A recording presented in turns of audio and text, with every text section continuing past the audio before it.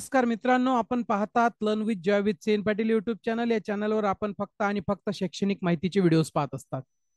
आज आपण एक नवीन माहितीचा व्हिडिओ घेऊन आलेलो आहोत आणि तो म्हणजे गेल्या 2 दिवसापासून आपण अशा प्रकारची चर्चा ऐकतो आहोत, वर्तमान पेपरमधून बातमी पाहतो आहोत की मराठी या जे काही भाषा आहे या भाषेला अभिजात दर्जा मिळाला. तर नेमकं मराठी भाषेला अभिजात दर्जा मिळाला म्हणजे झालं तरी काय, आणि आता पुढे होणार काय, याचे फायदे काय, तोटे काय, आणि अभिजात दर्जा म्हणजे असतं तरी नेमकं काय, याची थोडक्यात माहिती आपण आजच्या या व्हिडिओमधून मिळवणार आहोत. तत्पूर्वी तुम्ही चॅनलला पहिल्यांदाच भेट दिली असेल आणि अद्याप चॅनल सबस्क्राईब केल्याचं तुमच्याकडून राहून गेलं असेल तर चॅनल सबस्क्राईब करायला विसरू नका. बेल आयकॉन प्रेस करा. व्हिडिओ आवडल्यास निश्चित लाईक करा आणि तुमच्या मित्रांना ही माहिती पोहोचवण्यासाठी हा व्हिडिओ शेअर करा. तर बघूया मित्रांनो, काय असतं नेमकं अभिजात दर्जा. आपण वर्तमान पेपर मधून वाचतो आहोत की मराठी भाषेला अभिजात दर्जा प्राप्त झाला, आणि या बातमीमुळे, या अभिजात दर्जा प्राप्त झाल्यामुळे 13 कोटी मराठी जनांची निश्चितच त्या ठिकाणी स्वप्नपूर्ती झालेली आहे. मग आता नेमकं काय काय असतं अभिजात दर्जा? अभिजात म्हणजे नेमकं काय की प्राचीनता, श्रेष्ठता, स्वयंभूपणा आणि सलगता म्हणजेच अभिजात. अभिजात दर्जा सिद्ध करण्यासाठी या सगळ्या कसोटींमधून उतरावं लागतं. प्राचीनता, श्रेष्ठता, स्वयंभूपणा आणि सलगता याचाच अर्थ अभिजात होतो. आपल्याला माहिती की संत ज्ञानेश्वर माऊली म्हणतात, माझा मराठीची बोलू कौतिके, परी अमृतातेही पैजा जिंके. असं सुंदर असं मराठीचं भाषेचं वर्णन ज्ञानेश्वर माऊलींनी केलेलं आहे. ते आपण नेहमीच ऐकतो, वाचतो. आणि अशा मराठी भाषेला अभिजात दर्जा प्राप्त होणं ते आपल्यासाठी निश्चितच आनंदाची बाब आहे. मराठी भाषेला मोठा इतिहास आहेच. तब्बल 2000 वर्षाच्या इतिहासाची साक्ष आपली माय मराठी देते, आणि म्हणूनच अभिजात दर्जा मराठी भाषेला प्राप्त झाला. म्हणूनच या माय मराठीला अभिजात भाषेचा दर्जा मिळावा यासाठी गेल्या 10 वर्षापासून लढा सुरू होता. मात्र या लढ्याला अखेर यश मिळालं आणि हा लढा यशस्वी झाला. मराठी भाषेला जवळपास 2000 वर्षापूर्वीचा इतिहास आहे असं सांगितलं जातं. असं असलं तरी अद्याप मराठीला अभिजात भाषेचा दर्जा मिळत नव्हता, ही आपल्यासाठी शोकांतिका होती. त्यामुळे मराठी भाषेला अभिजात भाषेचा दर्जा मिळावा अशी मागणी कोट्यवधी मराठी बांधवांकडून आणि काही राजकीय नेत्यांकडून करण्यात येत होती. अखेर केंद्र सरकारने मराठी भाषेला अभिजात भाषेचा दर्जा देण्याचा निर्णय आजच्या कॅबिनेट बैठकीत घेण्यात आला, आणि आपल्यासाठी ही खरोखरच अभिमानाची बाब समजली जाते. मराठीला अभिजात भाषेचा दर्जा मिळावा यासाठी 2013 सालापासून प्रयत्न केले जात होते, आणि यापूर्वी त्यासाठी डॉक्टर रंगनाथ पठारे समिती स्थापन करण्यात आली, आणि केंद्रीय कॅबिनेटमध्ये मराठी भाषेला अभिजात दर्जा देण्याचा निर्णय हा घेण्यात आला, आणि म्हणूनच 13 कोटी मराठी जनांसाठी ही खरोखरच आनंदाची बातमी समजली जाते. मित्रांनो, मराठी भाषा ही खूप जुनी आहे. आता मराठी भाषेला अभिजात दर्जा प्राप्त झाला तर मग त्याचे काय फायदे होतील, अशा बऱ्याच जणांच्या मनामध्ये प्रश्न पडला असेल.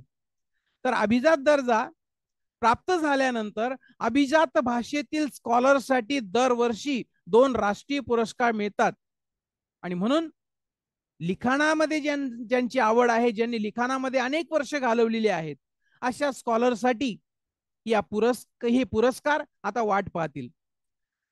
दुसरी गोष्ट म्हणजे अभिजात भाषेसाठी centre of excellence for studies स्थापन करण्यात येतं, आणि याचा भाषा समृद्धी होण्यासाठी, भाषेमध्ये जे काही आहे ते बाहेर येण्यासाठी याचा आपल्याला फायदा होईल.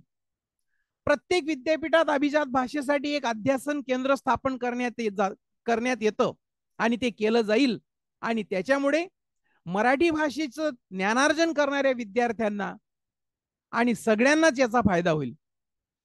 पुढची गोष्ट म्हणजे भारतातील सर्व 450 विद्यापीठांमध्ये मराठी शिकण्याची सोय करणं हे शक्य होणार आहे, आणि साहजिकच जर भारतातल्या सगळ्याच विद्यापीठांमध्ये मराठी भाषा शिकण्याची सोय झाली तर मराठी अधिक उंचीवर जाऊन पोहोचेल. ती ऑलरेडी आहेच, पण त्याही पेक्षा अधिक उंचीवर जाऊन पोहोचेल.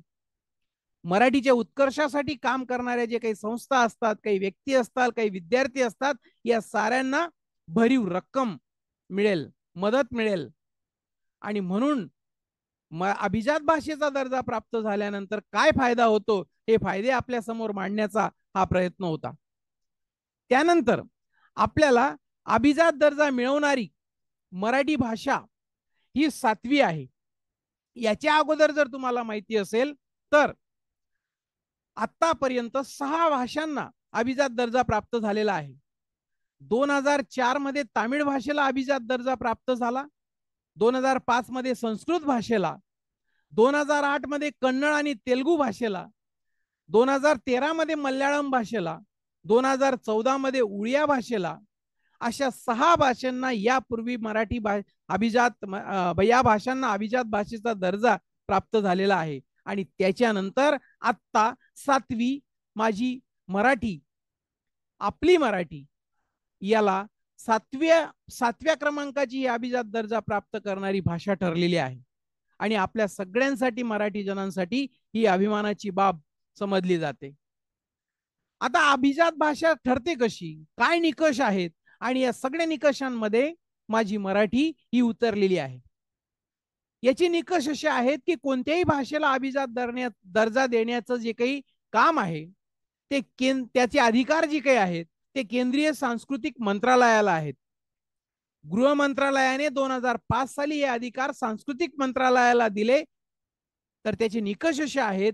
पहिला निकष, भाषेचा नोंदवलेला इतिहास हा अतिव प्राचीन स्वरूपाचा, म्हणजेच जवळपास 1500 ते 2000 वर्ष जुना हवा. आणि या निकषाला माझी माय मराठी ही उतरलेली आहे. प्राचीन साहित्य हवं जे त्या भाषिकांना मौल्यवान वारसा वाटतं, आणि हा निकष सुद्धा पूर्ण केलेला आहे. दुसऱ्या भाषा समूहांकडून उसनी न घेतलेली अस्सल साहित्यिक परंपरा हिची हवी. माझी माय मराठी ही कुठल्याही भाषिकांकडून उसनी घेतलेली नाही, हे एकदा सिद्ध झालेलं आहे. आणि म्हणूनच अभिजात दर्जा प्राप्त झाला. पुढची गोष्ट, अभिजात भाषा ही आजच्या भाषेपेक्षा निराळी हवी. आपण या बॅकग्राऊंडला बघतात, या स्क्रीनच्या बॅकग्राऊंडला, ही आजच्या भाषेपेक्षा निगडी आहे, निराळी आहे. काही कालावधीपूर्वी हिच्यामध्ये स्वल्पविराम देखील नव्हते. स्वल्पविराम आलेत, आणि स्वल्पविराम म्हणजे विरामचिन्ह, सॉरी, स्वल्पविराम, पूर्णविराम हे जे काही आहेत तेही नव्हते. तुम्ही जर जुनी मराठी पाहिली त्याच्यामध्ये असे पूर्णविराम, स्वल्पविराम किंवा काही जी काही विराम चिन्ह आहेत ती नव्हती. ती नंतर नंतर ऍड झालीत. म्हणजे याचा अर्थ अभिजात भाषा ही आजच्या भाषेपेक्षा वेगळी होती, निराळी होती, आणि त्या निकषामध्ये सुद्धा ही भाषा खरी ठरली. आणि म्हणूनच आपल्या मराठी भाषेला अभिजात दर्जा प्राप्त झाला. निश्चितच त्या ठिकाणी ही आनंदाची गोष्ट आहे. याच्याही पलीकडे आता याच्या पुन्हा यापुढे आपल्याला मराठी भाषेचा खूप अभ्यास करता येणार आहे. सगळ्याच मराठी प्रेमींसाठी ही आनंदाची बाब मानावी लागेल. या ठिकाणी थांबूया. ही थोडीशी माहिती आपण मिळवण्याचा प्रयत्न केला. पुन्हा अशाच नवीन माहितीच्या व्हिडिओमध्ये भेटणारच आहोत. तोपर्यंत थांबतो. थँक्यू.